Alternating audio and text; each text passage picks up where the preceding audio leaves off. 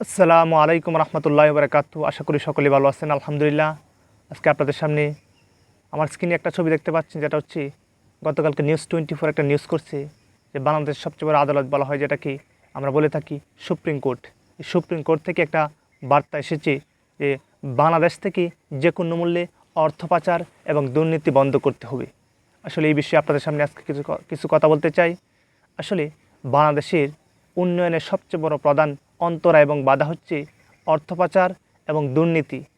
আসলে আমরা স্বাধীনতার 53-54 বছর অতিবাহিত হয়েছে, কিন্তু আমরা এদেশের পূর্ণাঙ্গ স্বাধীন হিসাবে আমরা এখনও বাস করতে পারি নাই। পূর্ণাঙ্গ স্বাধীন নাগরিক হিসাবে নাগরিকের যে অধিকার, কর্তব্য, দায়িত্ব, সে অধিকার আমরা আদায় এখনও পাই নাই। সে অধিকার এখন আমরা নিজে আদায় করতে পারি না। কিন্তু আমরা এদেশ স্বাধীন হয়েছে একটি লক্ষ্যে, মানুষ শান্তিতে নির্বিঘ্নে বসবাস করবে, মানুষের চাহিদা পরিপূর্ণভাবে আদায় হবে। যখন পাকিস্তানের সঙ্গে আমরা ছিলাম, তখন আমাদের চাহিদার ব্যর্থ হতো, আমাদের পরিপূর্ণ চাহিদা অধিকার আমরা রাষ্ট্র থেকে ভোগ করতে পারতাম না।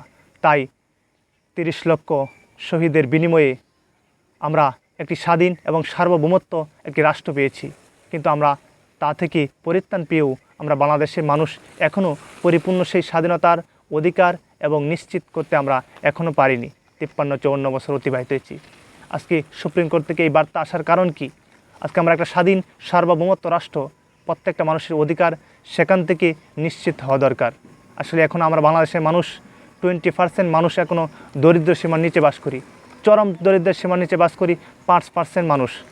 আসলে আমরা চারদিকে তাকালে দেখা যায় রাস্তায় মানুষ শুয়ে আছে, রাস্তাঘাটে পথে ঘাটে বিভিন্ন জায়গায় মানুষ খাদ্যের অভাবে বিভিন্ন জায়গায় মানুষ শুয়ে আছে, তাদের বাসস্থান নাই।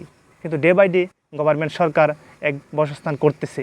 কিন্তু আজকে বাংলাদেশে আমরা অনেকটাই উন্নতর দিকে আমরা দ্বারপ্রান্ত হয়ে যেতাম যদি সুপ্রিম কোর্টের যে বার্তা এসেছে বাংলাদেশ থেকে যে কোনো মূল্যে দুর্নীতি এবং অর্থ পাচার বন্ধ করতে হবে, এটা এটা এটা স্বাভাবিক একটা বার্তা না।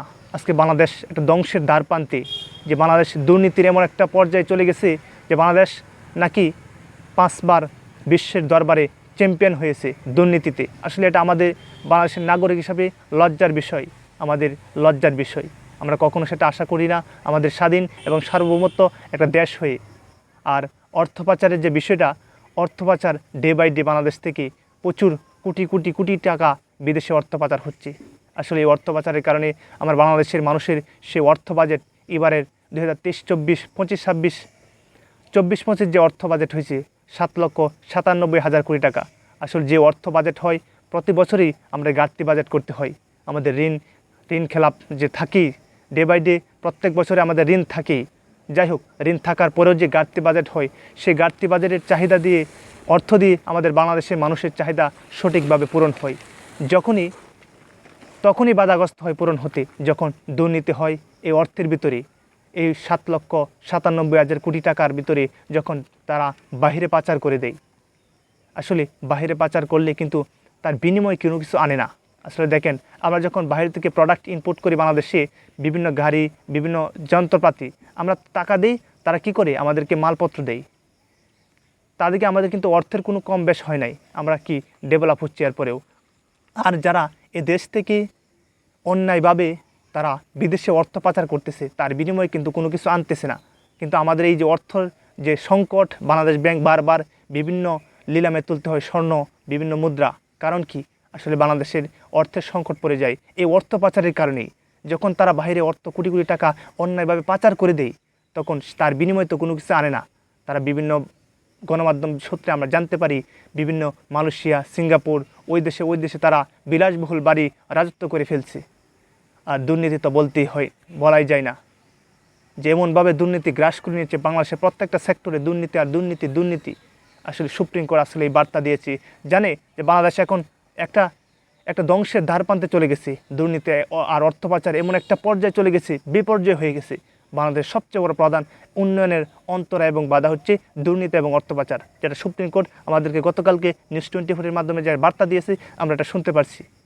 যাই হোক, আসলে আমরা বাংলাদেশ থেকে যদি অর্থ পাচার এবং দুর্নীতি বন্ধ না করতে পারবি, আমরা স্বাধীনতা 53-54 বছর অতিবাহিত হইলেও আরও যদি 100-500 বছর অতিবাহিত হয়, তাহলে আমরা এই দুর্নীতির ভিত্তি থাকবো, এই বাংলাদেশের চরম দরিদ্র হারেই আমরা বসবাস করব। নামমাত্র উন্নয়নশীল, নামমাত্র কিছু থাকবে, কিন্তু সেই অভাব আমাদের অনটন আমরা যাবে না। তাহলে আসুন আমরা এই অর্থ পাচারের বিরুদ্ধে রুখে দাঁড়াই, আমরা তাদেরকে সচেতন হওয়ার চেষ্টা করি। তারা দেশকে ভালোবাসতে সক্ষম হয় নাই। যদি দেশকে তারা ভালোবাসতো, দেশের মানুষের অধিকার নিয়ে চিন্তা করতো, দেশের মানুষের কর্তব্য নিয়ে চিন্তা করতো, তাহলে তারা কখনোই অর্থ পাচার এবং দুর্নীতি করতো না। যাই হোক, সবাই ভালো থাকবেন, সুস্থ থাকবেন। আজকের মতো এখান থেকে আপনাদের সামনে বিদায় নিলাম। আবার কোনো এক জায়গায় কোনো এক সময়ে আপনার সামনে দেখা হবে। সেই পর্যন্ত ভালো থাকেন, সুস্থ থাকেন। আসসালামু আলাইকুম রহমতুল্লাহি ওয়া বারাকাতুহু।